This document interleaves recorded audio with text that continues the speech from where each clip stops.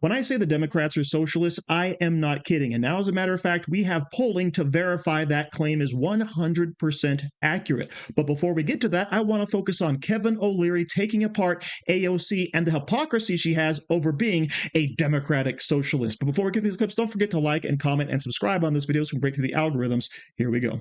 But she is a populist. She is like, this is about class politics, working class people, some of the same people Donald Trump appeals to. Does that worry you? As a AOC, I have a tremendous amount of respect for. I buy her T-shirts for $39.95, tax the rich. They're very popular in Miami Beach. I wear them, and I sign them, and I give them to people. She has an 82% margin on that, proving that inside of every socialist is a capitalist trying to get out. But however, I would say this about her. You know, the ambassador of America, the CEO, the president, they have to embody the American dream. That's their number one job. Our number one export is not technology or energy. It's the American dream. People come to America to achieve the American dream. She embodies the American nightmare. And so she could never, ever, because she doesn't believe that people should succeed in wealth. And this is a huge problem for her. What makes America so... The only success is not wealth. I mean, she came from very modest backgrounds. She was a waitress. I mean, I think that story, a lot of people would say that is the American dream. I think that is what... She does not support capitalism. No, well, I'm saying, I guess what I'm saying is, like, what if she's a democratic socialist, but that's that. But what if some Americans say the most important thing is not facilitating the rich getting richer? That is literally the message she's running on. You just tainted the American dream with that statement. Do you understand that? You tainted what makes America work. You should take that back. I forgive you for that. I forgive you for that. Don't ever say that again. All I am suggesting, Kevin, is that there are many Americans who work really hard, and their aspiration is not to become supremely wealthy. It is to have strong family units. It is to have community. It is to have a sense of purpose. It is to contribute to their environment.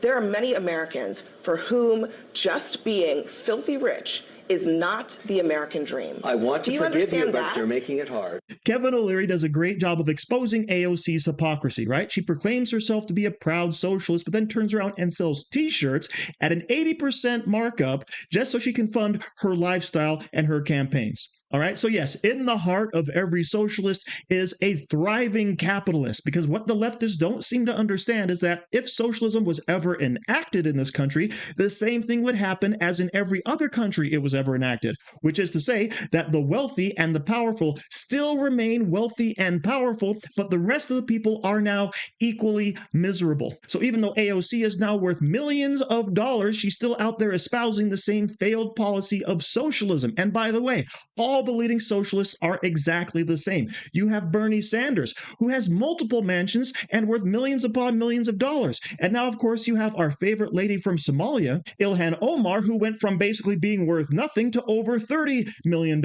And don't forget Zorhan Mamdani, right? The favorite socialist son of New York. And guess what? He grew up very elite, attending a private school that cost $66,000 annually all the way up through grade 8. So all of these socialists who are now the heads of the Democrat Party have something in common. They either came from money or amassed a large fortune at basically the taxpayer expense, and they're going to be pushing a system that is not going to benefit anyone in America. But Abby Phillips, she's out there saying, oh, AOC's actually a populist, right? Populism doesn't have anything to do with socialism. It's basically just the idea that the normal, average, everyday people tend to feel that they're looked down upon or their rights are not observed by the ruling class, by the elites, either people in government or, of course, the ultra wealthy. But the idea of capitalism in America is that you can become one of the ultra wealthy, which of course is why so many people around the entire world want to come to this nation. Imagine the free exchange of goods and services, which of course creates more wealth than any other economic engine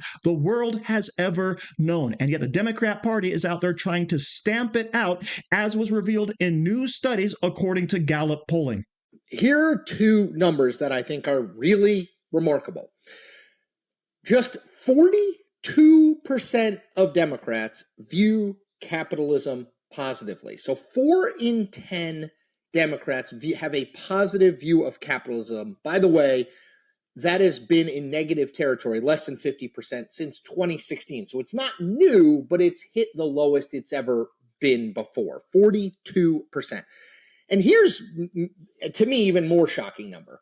66% of Democrats, 2/3 of Democrats, have a positive view of socialism. So just to reiterate, 42% of Democrats have a positive view of capitalism. 66% of Democrats have a positive view of socialism. Now, I guess this isn't terribly surprising in that we look at candidates who are really popular on the Democratic side of the aisle right now. The three most popular are probably Zoran Mamdani, Bernie Sanders, and Alexandria Ocasio-Cortez, all three of whom are expressed Democratic socialists, right? They are members of the Democratic Socialist Party who identify with the Democratic Party, but are first and foremost Democratic Socialists. So I guess it's not terribly surprising, but I do think if I am a Democrat who wants to win the 2028 election, right? And you should be if you're a Democrat, because controlling the White House is the most important thing you can do.